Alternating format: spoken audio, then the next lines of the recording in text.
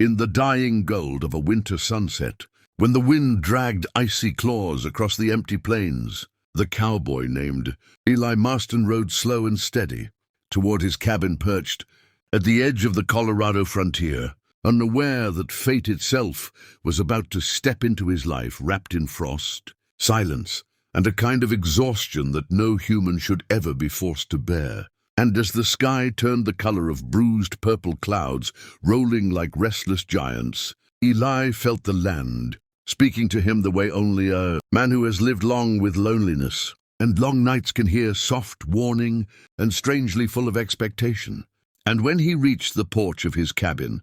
dusted his coat, stamped the snow from his boots, and reached for the iron latch of the door,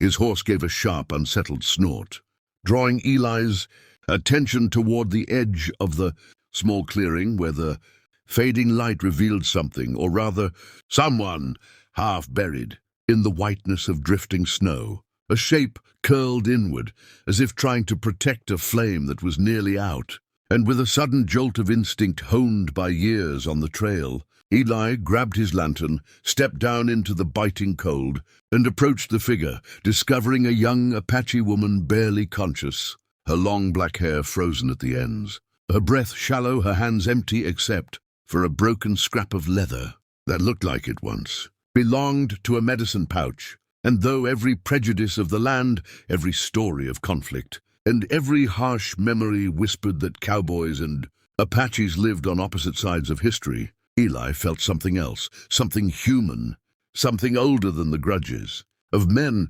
telling him that a life freezing to death before him was reason, enough to break any boundary.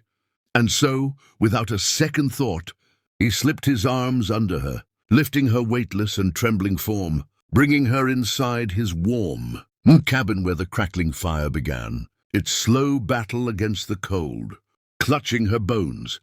And he wrapped her in blankets, boiled water for the herbal tea he kept for the brutal winter nights, and rubbed warmth into her hands while whispering calm words, hoping she could hear through the fading haze of consciousness. And as the wind howled like a wounded wolf outside, the girl's eyelids fluttered open, revealing eyes full of fear, pride, and exhaustion, the eyes of someone who had trusted no stranger for a very long time. But Eli gently told her she was safe here, that he meant no harm, that a frozen night shouldn't claim anyone, not white man, not Apache, not anyone, because the frontier already took too much from everyone. And slowly, as her breathing steadied, she managed to say her name in a voice cracked by cold and suffering. Tala. My name is Tala. And Eli nodded with the warm politeness of a man raised by good people, telling her he was Eli Marston, simply a cowboy who believed no person should die alone in the snow.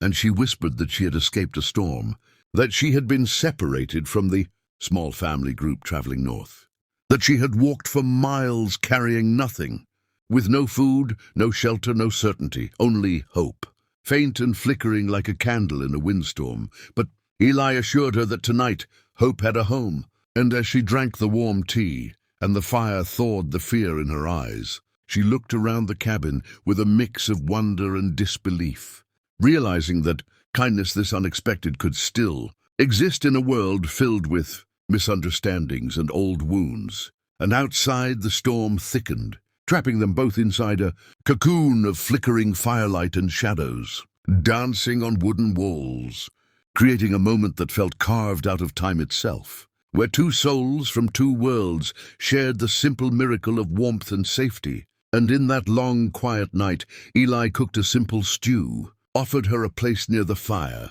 and talked softly about the stars, the open land, and how sometimes the West wasn't about battles or borders. It was about people who survived together when the land tried to take everything from them. And Tala, still weak but listening, felt a part of her heart thaw just like her cold hands, realizing that this cowboy, this stranger, had saved her without hesitation, without expecting anything in return. And as dawn finally pushed light through the frosted window, she whispered a soft thank you in her language, a word Eli didn't understand, but felt deeply, and he nodded, telling her she didn't owe him anything, that sometimes destiny simply places two people in the same storm so they can help each other find the way out. And though the sun rose slow and gentle across the snowy hills, marking the end of a deadly night, both of them understood that something greater had begun, something built from courage, kindness, and the simple truth that even in a rugged,